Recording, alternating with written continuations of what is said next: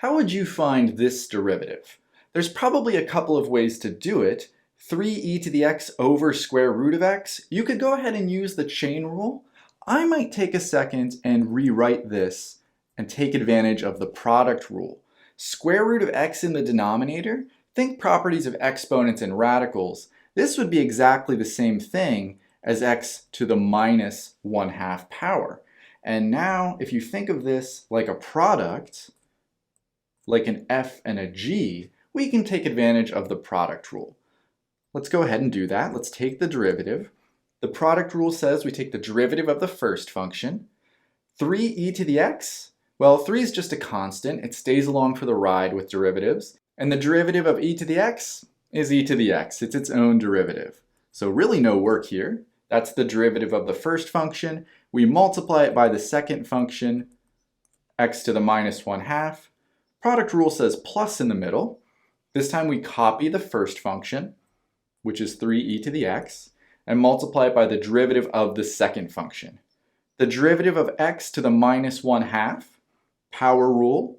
So we multiply by that minus 1/2, x, subtract 1 from the power, minus 1, that's minus 2 over 2.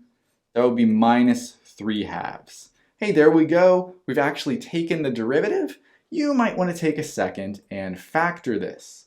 What's the greatest common factor here? Well, there's a 3 in both terms. There's an e to the x in both terms.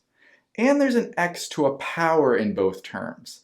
The rule of thumb here is that you take the smaller power of x out. Smaller meaning more negative. So we're going to factor out this minus 3/2 power. Let's do that. So we have the GCF, which is 3e to the x, the greatest common factor, and we're pulling out the smaller power of x, meaning more negative. X to the 3/2 comes out. So in this first term, the 3 came out, the e to the x came out. How do you take out x to the minus 3/2 out of x to the minus 1/2? Well, properties of exponents says you subtract. Minus 1/2 minus minus 3/2. Minus 1/2 plus 3/2 is 1, x to the first, or simply x. We also have minus 1/2, and everything from this second term we actually removed completely. The 3, the e to the x, and the x to the minus 3/2.